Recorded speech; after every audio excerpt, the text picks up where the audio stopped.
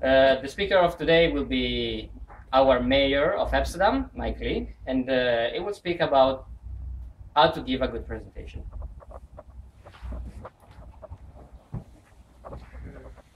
Thanks very much.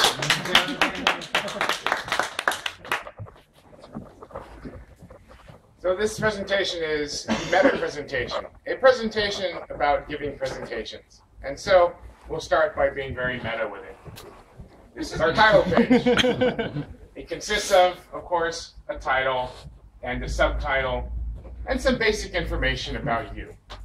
The one thing that you really want to notice here, though, is that my Twitter handle is right here on the front page. A lot of times you save your contact information until the end, figuring that people will have an opportunity to write it down and a reason why they want to write it down.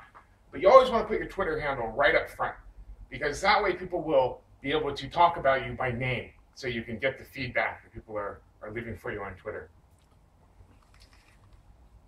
Now, very frequently we start these things with a bio, right? Who is this guy and why should I care? And especially in the States, we tend to stand up and talk about, yeah, this is what I've done. And so I could say, for example, here that I've given presentations at technical conferences all around the world, that I've trained engineers in Apple to get ready to give their WWDC presentations, and therefore, I should know what I'm talking about. But there is a very important lesson here, because you have to be careful with this kind of thing. You have to know your audience, right? Like I said, in the States, it's very common to open up with this sort of a thing, right? Because in the States, it's very humble. You're not assuming that anybody in the audience knows who you are. Therefore, you're going to stand up and you're going to say, this is who I am. This is what I've done, right? It's a very humble thing in the States. But in Europe it is the exact opposite, right? The European way is you're up on stage. Obviously, you must be important enough. The fact that you're browbeating us by telling us everything you've done is very arrogant, right? It's the exact same action, but it's a different reaction depending on who your audience is. It is very, very important that you understand who your audience is, not just because of things like this, but also because of things like swearing, for example. Some technical conferences, people get up on stage and they swear like sailors, and that's part of it. You want to get up there and swear alongside them because that's how the conference goes, but then there are other times when swearing is not appropriate. And you really have to know. You have to know who you're talking to. How technical is the audience? Are they going to be bored by beginner information, or are they going to be overwhelmed with advanced information? All of these sorts of things. These are the kinds of things that you want to establish before you even start figuring out what you're talking about, right? And then, of course, you want to add, whenever possible, some local flavor. Now, one place where the cultural thing can really bite you is when you're telling jokes. This is why, for example, at WWDC, there are really no jokes in the presentation. And it's not because Apple is a humorless company, it's because it's a worldwide developer conference. There are people there from all over the world, and jokes are usually not universal. Jokes are very much dependent on everyday experience. Everyday experience is very much dependent on your culture. And so it's very difficult to pen a universal joke, and therefore Apple, they just eschew them. But most of your audiences are not going to be so diverse. And so it's safer, and in fact better, I think, to inject a little humor in there. But you want to give that humor some local flavor. And it can be very rough. You don't have to be an expert comedian. You just want to, throw in some familiar words. So whereas in the US, you might start a joke with two Canadians walk into a Walmart, right? Canadians being some foreigners who are not really foreign per se, but at the same time are a little bit weird. They don't necessarily know how things are. Walmart, very typical, lowbrow American store, right? On the other hand, if you were in the UK, you might say, two Welshmen go into a Tesco, right? And here in the Netherlands, you might say, two Belgians go into an Albert Heijn, right? And you get that giggle, right? You get that giggle, and it's like, it's not really funny. It's just that you recognize, right? Yeah, Belgians, Albert Heijn, these are things that are familiar to me. And that familiarity is what makes you laugh. If you just said a bunch of nonsense, that's not a joke. That's just weird, right? A joke has to be based in reality. It has to be based in everyday experience. And so once you know that you're going to give a presentation, you have to ask yourself the question of what kind of presentation am I going to give? Again, on a very meta level. There are different styles of presentation. Now, the basic style, the traditional style, right? This is the one that you always start with. And it's a very familiar structure. This is what I'm going to tell you. This is what I am telling you. And this is what I have told you. if you took an expository writing class in college, for example, you recognize this as your basic essay style, right? You start with an introduction, you have the body, and then you have a conclusion. You can't go wrong with this style necessarily. It's a very safe way of doing things. But it is also very boring. Because it is the standard style, it is somewhat amateurish, right? If you went to college, you know that freshman year they teach you how to do this, but by senior year, if you're turning in a paper like this, you're almost going to get your grade knocked down because it's amateurish. You know, you should know the material better than me. You should be more interesting than this. And so there are a number of other styles that you can adopt, and here's a couple of them. There's the conversational style. Now, we saw the conversational style last week with Raul's presentation, where he started off by saying, if you have a question, go ahead and put your hand up immediately, right? He invited you to interrupt the presentation. And then when people had questions, he stopped the presentation, took the diversion, and basically engaged in a back and forth, a conversation with the audience to make sure that everyone understood, everyone was on the same page. This is a very good style when you have a lot of rich technical content, right? Because, for example, I'm not a big fan of this style myself, but if I'm giving a presentation about, say, memory management, and the important thing is that people follow me every step of the way, and I know there's going to be questions, and this is a good style for that sort of thing, because it makes sure that before you move on, everyone knows exactly what's happening. Now, my preferred style is what I call the 10 things style, right? The 10 things style is basically you say, well, I have to give a presentation. Here's 10 things that I want to talk about. And you just put the name of the thing up, and you talk about it. And it doesn't necessarily have to be 10. It might be 7. It might be 13. But 10 is a nice number. 10 fills an hour pretty well, right? And the thing about the 10 things conversation is that you really want to kind of structure this so that you have the most important things first and the least important things later. What journalists call the inverted pyramid. And the reason for this is because one of the great advantages of the 10 things presentation is that when you have not a lot of time to prepare a presentation, right? Somebody says, we need a presentation on this topic, you have a week. There's not a lot of time to prepare, it's not a lot of time to practice, but you know the topic. You can get up and talk about it for an hour, no problem. You just need some structure. You just need some slides, you just need some reminders of what you're gonna do. And so you put the topics up, the topic comes up, you talk about it for a while, and you fill the time, right? Well, you might wax eloquent, you might go on for a while, and you might only get to 7 of your 10 things. If you've put the important things first, then you won't really mind, and then it seems like you're a genius who's timed your presentation just perfect, even though you've done no such thing. And then, of course, there's the actual flow of the presentation. There's how the slides come together. Now, a big mistake that people make when they're putting their presentations together is that they have a very jumbled style, right? They're jumping around a lot of, well, if you recall what I said earlier, or, well, we'll get back to this. These are equivalent to putting a go-to in your presentation. And we all know that go-to is considered harmful. It's considered harmful because it makes it hard to tell what the hell is going on, right? You have to hold things in your head. You have to remember what you were talking about. You have to, load a topic, unload the topic. It's a big mess. You want things to flow. Just like you want your programming code to flow, you want your presentation to flow. Just like you want literature to flow, you want your presentation to flow. And not just in the sense of having the topics follow each other naturally, but also in the sense of having easy things first, hard things last, right? Stuff that's in between, somewhere in between. A lot of times, not only is there a lot of jumping around, but there's a lot of moving around between a really hard concept, a really easy concept, something that's not so easy, something that's not so hard. This is a bad idea. It's a bad idea because your audience is always going to have a mix of people, from people who really know this stuff really well to people who really don't know anything about this stuff, but they were just interested in the name of the topic, Something like a technical conference, you have this a lot of times where it's like, well, there's a couple of things that I could possibly go to, but I'm interested in games, I want to make graphics for games, so I'm going to go to the graphics for games talk. If the first thing you do is hit them over the head with some hardcore OpenGL, their eyes are going to glaze over and they're not going to hear anything from the rest of the presentation.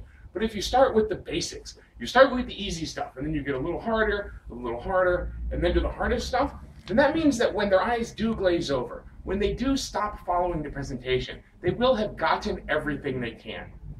All of the stuff after that, they're not going to get it anyway, so the fact that they're not listening isn't really going to affect things. So you want a nice, smooth flow, one topic to the next, easy, not so easy, not so hard, and hard.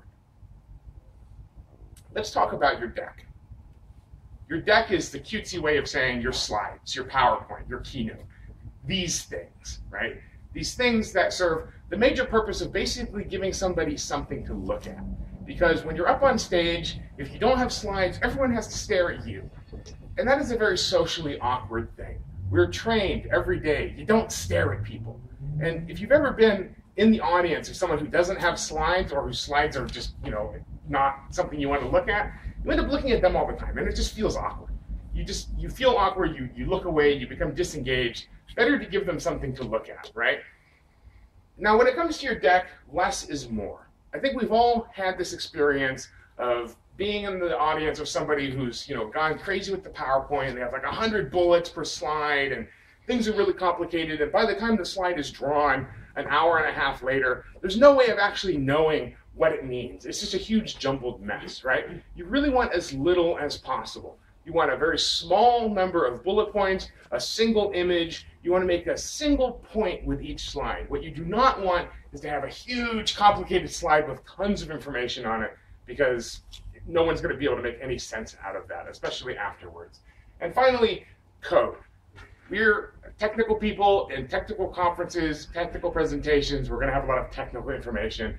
And for a lot of us, that means dumping a ton of code in there. But resist the urge. Nobody is going to learn to code from your presentation. It's just not going to happen. Moreover, there's so much that goes on at a technical conference, right, where your talk is usually being held, that by the end of the conference, nobody's going to remember anything. All of that information is just going to, they might really be into it, but, 2 presentations later, they're not even going to remember your name, right? And so a bunch of code is just going to lose people. Sure, sometimes you need to illustrate something, and you're talking about code, and it makes sense to illustrate it with a line of code. Look how small this code is. Look how simple it is to do this. But think of your code not as text, but as a picture, right? You don't put 40 pictures up. You put one picture that gets that point across. You want your code to be worth 1,000 words, as it were. Let's review your mission. What are you doing up on stage when you're giving a presentation? Now, the big mistake that people think is they think, well, I'm up here to teach people, right? I'm here to educate. And so the most important thing is that I educate people. False. Yes, you want to educate them. But in order to educate them, first you have to engage them. They have to actually be paying attention. You cannot bore them, right? Plenty of teachers stand up in front of a class with the intent of educating, and all they really do is end up boring people, shutting them down, and not actually educating them at all. See also high school. No, your most important job when you're up on stage is, in fact, to entertain. If you get them laughing, you laugh, you get that rush of oxygen to the brain, you're paying attention, you're engaged, you're ready to receive information. Even if you taught them nothing, even if they left absolutely empty-headed at the end of your presentation, if it was at least funny, then they're going to feel like they had a good time. No one is going to say, that presentation, all it did was make me laugh my ass off. There was no useful information in there. No one ever says that. People might just be talking about, that was so funny. What was he talking about? I don't even know. It was hilarious. Right? Better to be funny. If you do nothing else, at least be funny, right?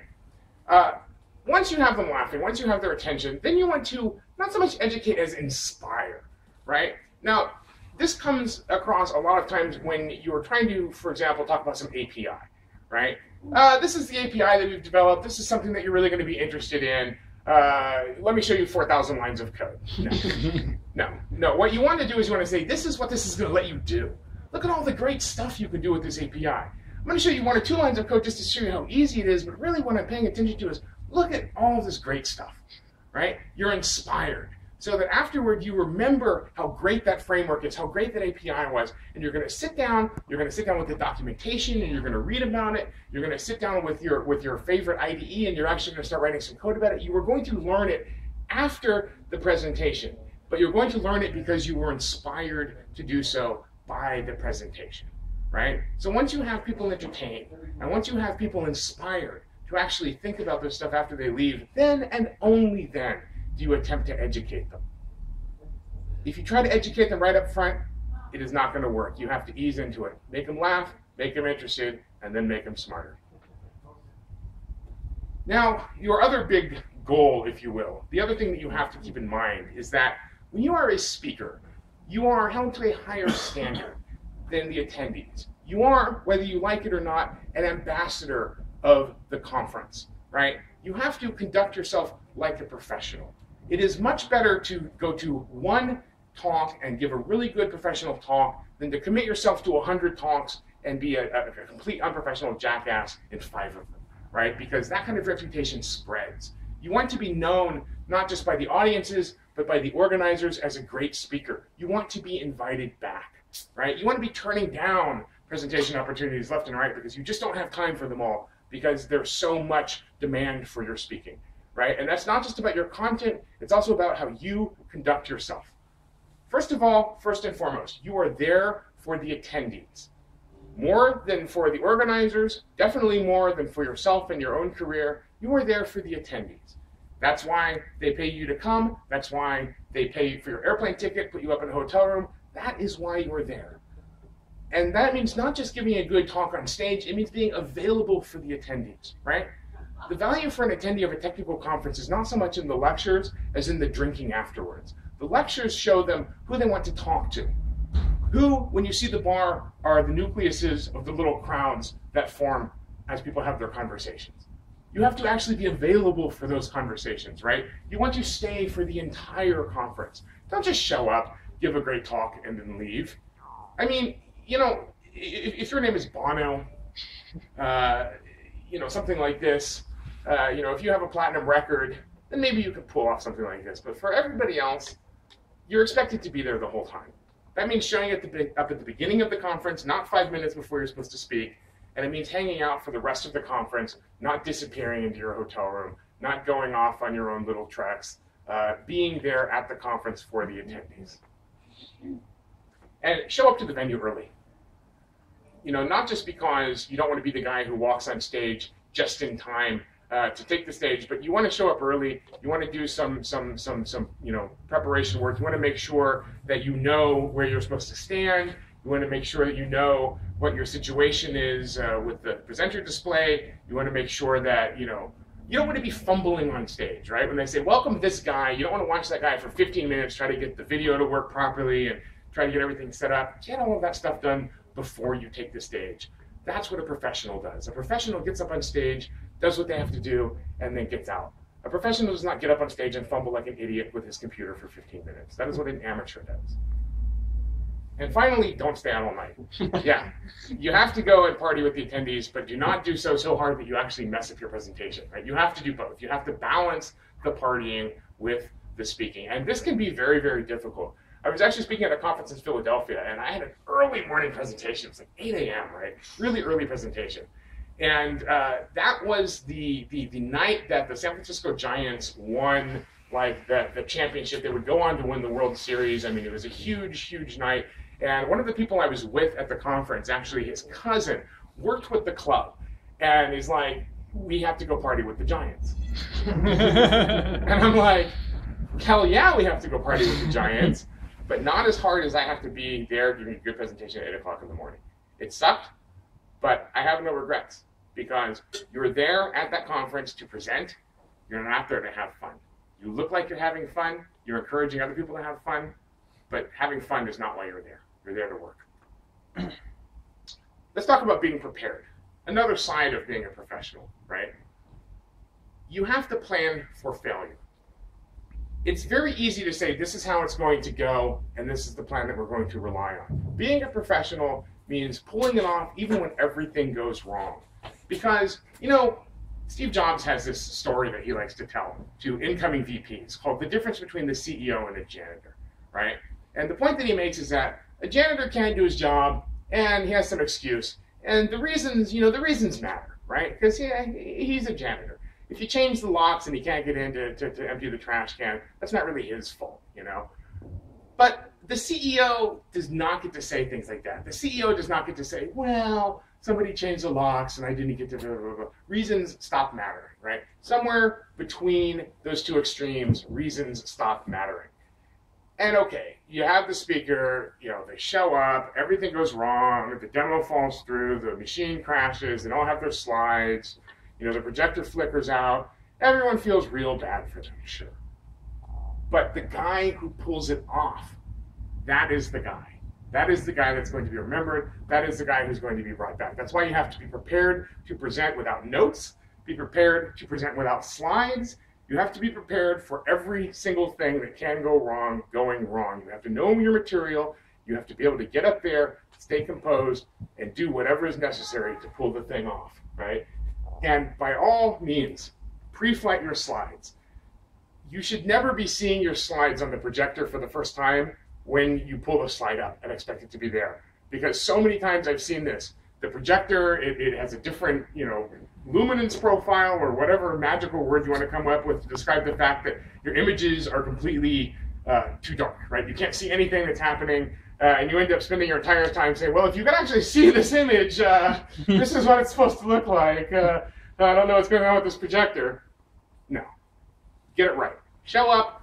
If you have 100 images, then by God, show up an hour early and sit there tweaking 100 images to make sure that they all look their best. You and only you are responsible for your presentation coming off. You cannot trust the organizers. You cannot trust the venue. You cannot trust God himself. You are the only person who is responsible for pulling off your presentation. And that means, for example, bringing your own kit, right?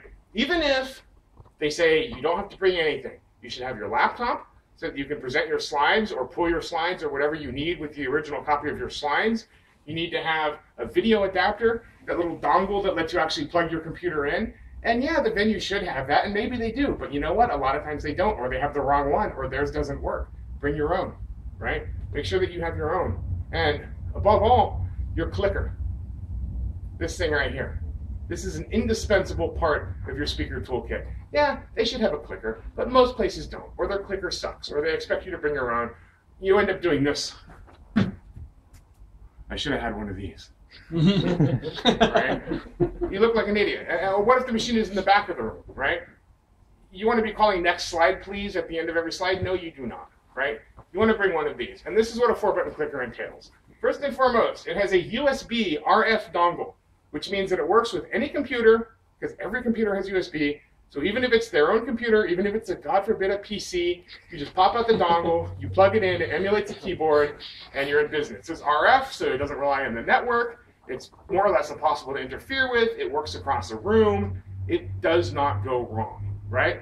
I put lithium batteries in it to make double damn sure that it doesn't die. You have your next button. You have your back button, because undo is important. You have a button to blank the screen, which sometimes comes in handy, and then you have the laser pointer for doing stuff like this. That is all. You don't want a 9-button clicker. You don't want a 1-button clicker. You want a 4-button USB RF clicker. Standard issue. First time you're talking in a presentation, go to the store, go to the Apple store. They sell these here, and buy one of these. 4-button clicker. Don't leave home without it. And now let's talk about your stage presence. Talk about being dynamic. Getting up here and looking like a fool in front of everybody for their amusement, right? You want to command the room. You do not want people sitting there typing away. You do not want people reading a book. You do not want people having side conversations. You want the entire room to be focused on you, because that is your job. Your job is to command the room. And so that means you have to be animated and you have to be passionate. You do not want to be this guy who stands up here and says, this is what we're talking about, and it's really interesting, and it's really fun, and I'm the most boring person on the planet. No, you want to move around, you want to jump around, you want to be like, this is really exciting, right? You want to behave in a way that is completely socially unacceptable on the street, right? A good presenter could not be presenting on the street or they would be arrested, right? Anybody who's that loud, who moves around that much, who's getting that excited about stuff, that's a crazy person. But on stage, it works. This is how it is. When you're on television, when you go to a play, it's always bigger than life, right? It's just how it is. When you're up on stage, be dynamic. Move around. Get excited. Be passionate. That emotion, it resonates with people. And always stay positive. People talk about Steve Jobs and his supposed RDF, right? His reality distortion field. Steve obviously has some kind of magical power that gives him the ability to wash everyone's minds, to hypnotize people so that they leave just feeling very positive about what he's talked about, right? It's really not that difficult to do. It's really simple. Stay positive. And it's like, oh, but I do. But you don't. The thing is, most people get up on stage and they're like, well, this is what we wanted to do, but that really turned out to be impossible, and so we ended up doing this other thing, and it works out okay. Maybe we'll fix it for the next version. You know, you're getting up and you're telling everybody how your product sucks, right? They will figure out how your product sucks. You don't have to tell them. My favorite sort of story about this comes from the wonderful British TV show Top Gear, right? It's all about cars. And there was this one segment they did where the guys from Top Gear basically were working with Volkswagen to make an ad campaign for the new Scirocco, right? And the whole thing was that the new Scirocco was diesel, right? Great fuel-efficient diesel. And the whole segment, these guys are bemoaning the fact that, God, this would be such a great car if you hadn't sidled it with this horrible diesel engine, right? You've ruined this car with this stupid diesel engine. And so they tried as hard as they could to make some kind of an ad for this car. And at the end, the ad agency was just kind of like, yeah. I mean, the thing is that you really approach this from the standpoint of diesel ruined the Scirocco. What you should be doing is approaching it from the standpoint of the Scirocco improved diesel. Because they're both true, right? You're meeting in the middle somewhere. Somewhere between diesel and the Scirocco is reality.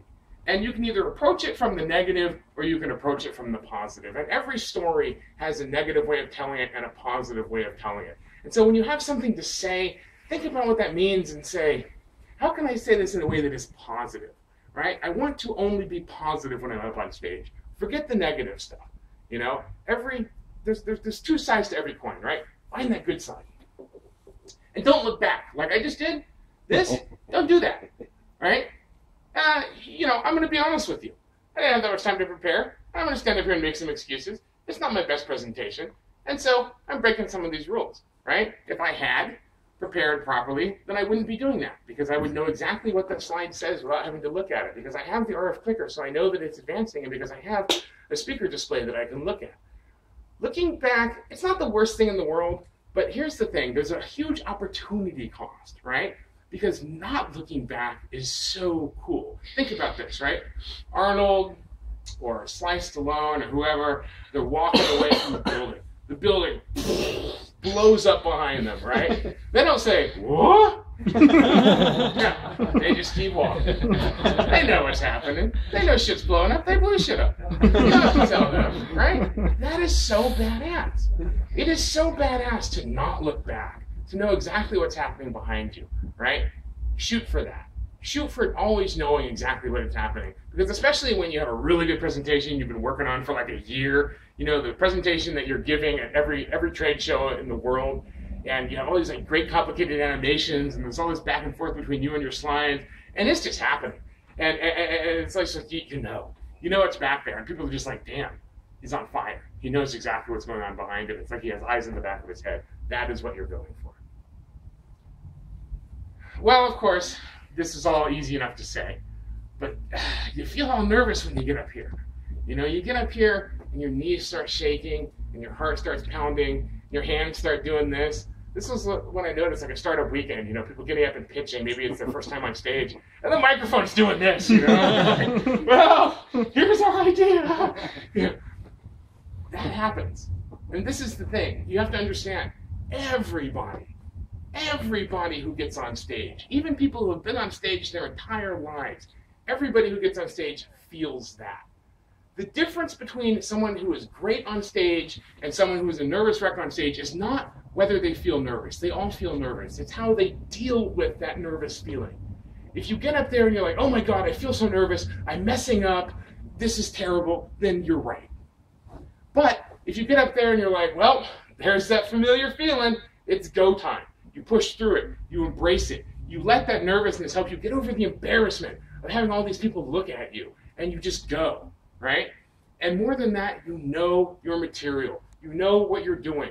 You have it so deeply burned down into your conscious that you can just switch it on and just present without thinking about it. An hour later, you're like, whoa, what happened? Was it good? That is how you want to do it. And there are three things that you can do to ensure that every presentation comes off without a hitch. Are you ready for them? Here they are. Number one, practice. Number two, practice. Number three, practice. Do you get what I'm saying? Practice. It is the difference between Steve Jobs and some fool who just gets up on stage. Steve Jobs practices harder than anybody. That's why his presentations come off. When you practice, it doesn't matter how nervous you are. It doesn't matter if you have a stutter. It doesn't matter if you don't know the language. If you can say your presentation on command, backwards, forwards, in your sleep, in your car, on your bike, wherever you are, then you will always be able to present. You will always be able to deliver without a hitch because you know it, because it's natural. You don't have to think about how you stand here without falling over on your face. You shouldn't have to think about the words that are coming out of your mouth. They should be so burned in. Now, let's talk about giving demos. Oh, demos. You know,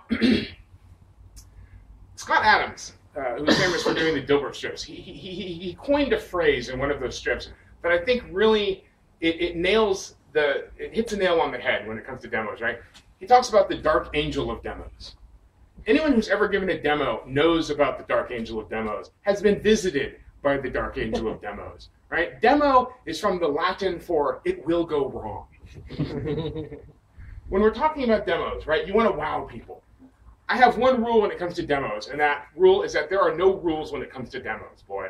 All is fair in love and demos. There is no such thing as cheating on a demo. In a game, it's called cheating. In a demo, it's called making sure the damn demo goes off, right? You want to make sure that the demo happens. You want nothing to be able to go wrong. And that means, say it with me, no live demos. Oh, I know. Isn't it cheating? Isn't it cheating to not give the demo live? No, it is not. It is an assurance that your demo will not fail. Because nobody sees a good demo and says, but how much of that was prepared ahead of time? What people see are demos that fail. And they're like, yet another failing demo. Let's watch this guy flail around, especially when it comes to the Wi-Fi. If you have to give a live demo, make sure it does not rely on Wi-Fi, because Wi-Fi is just about the least reliable thing when it comes to a conference. I've never been to a conference where the Wi-Fi doesn't suck. Have you ever been to a conference where the Wi-Fi doesn't suck? No, because there's no such thing as that.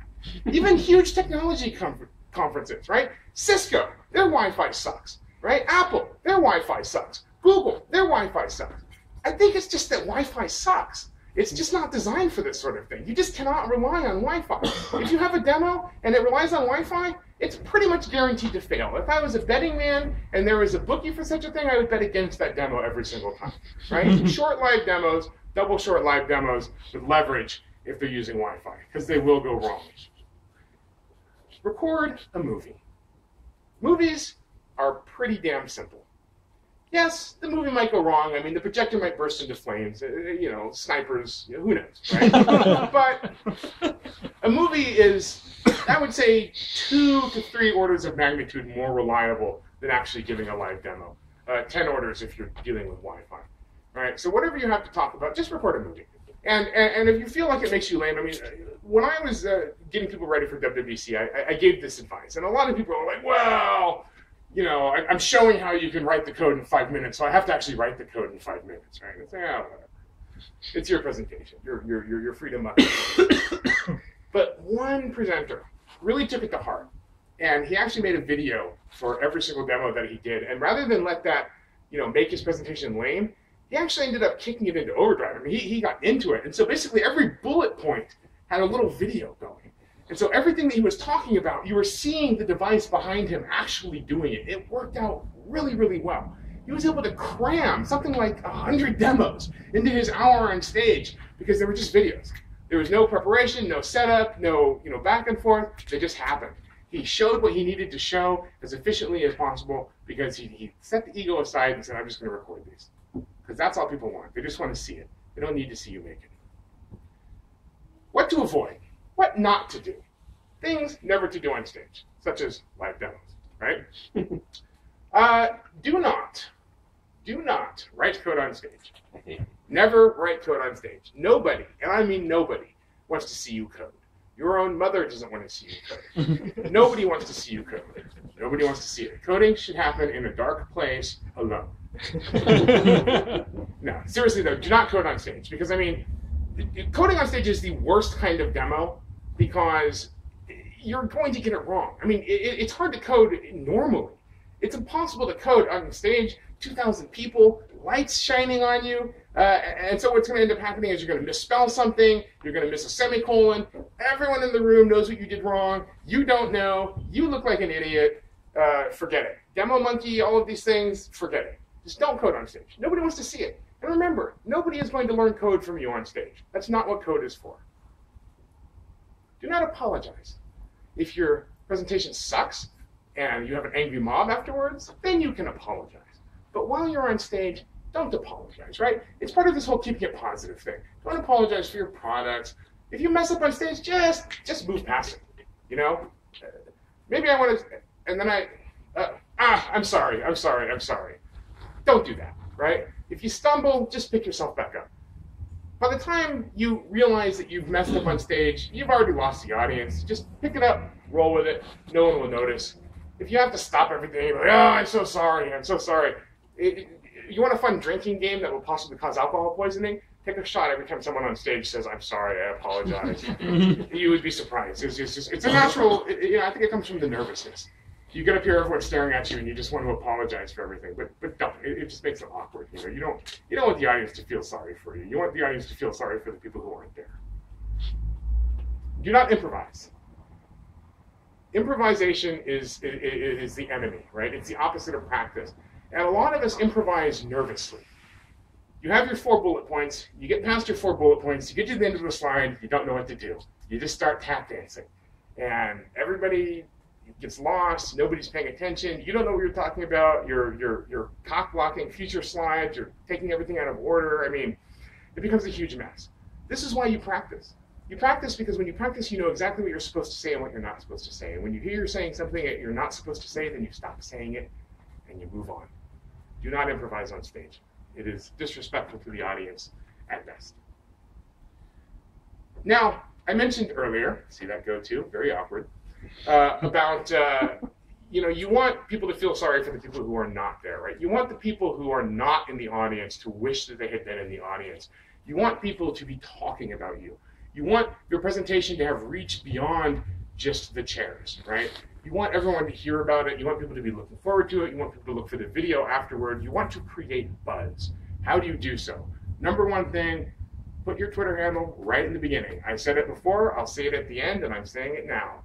Put your Twitter handle right at the beginning. You want people to talk about you, you want to invite them to talk about you, and you want them to talk about you by name so that you can actually read the things that they said. Because that is the best feedback that there is, what people are telling other people. And when you talk, try to talk in 140 character sound bites, right? And what I mean by this is, try to make your points, when you have something you want to say, right? Say, I really want to say this, and then this, and then this.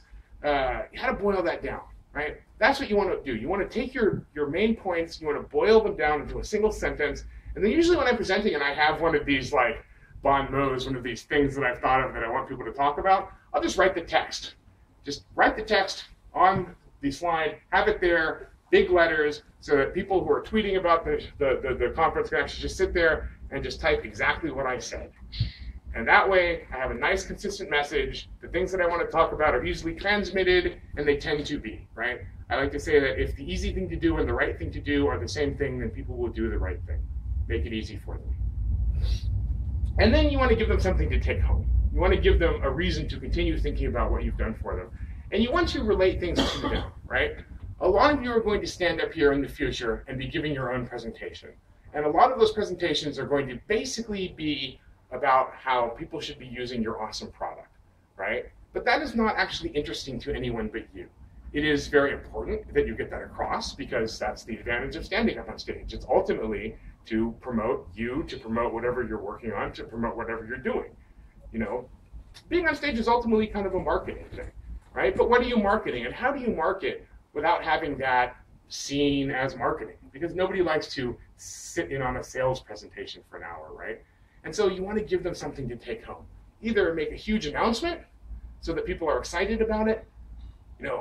Thanks for coming, and now here's some fantastic thing that's blowing your mind, something for you to play with, some new toy, some way in which the world has shifted out from underneath us as we were sitting here. But when you don't have that, at least have an API or something, right? For example, Layer. Layer is a great company. They have a nice product. It's a cool app. And they could stand up here for an hour and they could tell us all about it. And after about 15 minutes, we'd probably be done with hearing about it, right? But then they mentioned that they have this great API where you can actually stick augmented reality views into your app. Now that is interesting. That is something that you're going to think about. That is something that's going to make you pay attention to what they're saying because you're thinking about your app and what you're going to do for yourself, right? People are basically selfish. When you stand up, have something that you are giving to them. And now you've put together a good presentation, you've connected with your audience, you've entertained them, inspired them, and educated them. You've come off as a professional, you've kept things positive, you've done a very good job. What do you do afterward? Because what you don't want to do is say thank you and then jump out the window, right? You want something a little bit more gradual than that. You want to bask, if you will, in the afterglow. I am not a big fan of Q&A. A lot of people like to end their talk by saying, any questions, save 15 minutes, take some questions like that. I do not like this, right? I don't mind the conversational style. I think that's okay. But actually the standard, here's my presentation. It took 45 minutes. Now here's 15 minutes. Any questions? I don't like that. And I'll tell you why. Because in that particular situation, right, where everyone is looking and where there's this kind of silence and it's like, does anybody have something to say? People do not stand up generally and ask questions. They stand up and make the statement, I am smart. I am smarter than the guy on stage. I am smarter than most of you. And that's really the question. I mean, they'll phrase it differently. They might actually end it in a question mark, but that's really what they're trying to say. Saying any questions at the end is basically saying start the pissing contest, especially if you said anything interesting, right? I mean, think about it this way. You know, if you've ever worked out, if you've ever heard about working out, you know how it works, right? You exercise a muscle and it injures the muscle. It causes these little tears, and then the muscle heals and it becomes stronger. Our brains work the same way. When you hear a new idea, when you hear something revolutionary, when you hear something where you realize you've been wrong, where there's new information, it creates these little tears in your brain.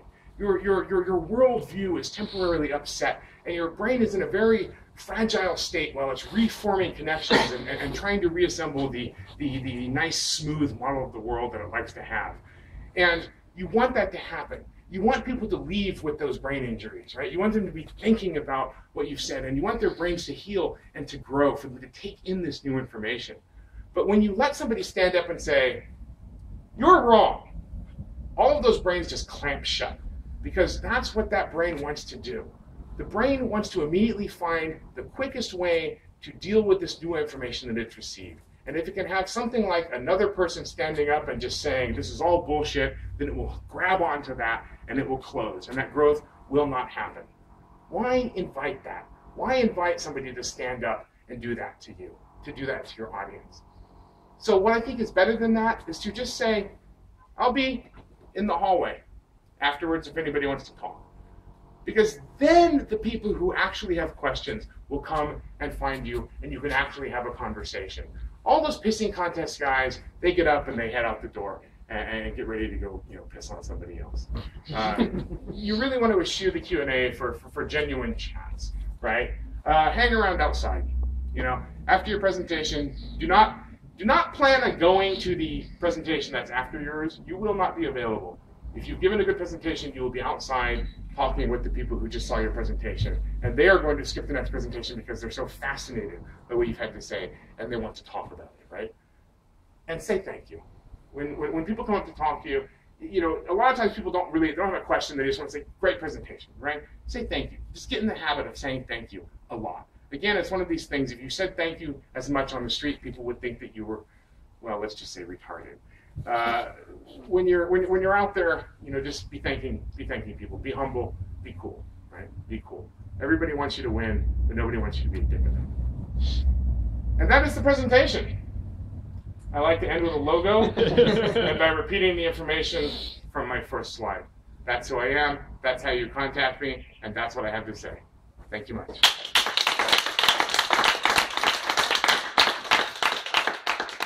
No questions? I'll be over there.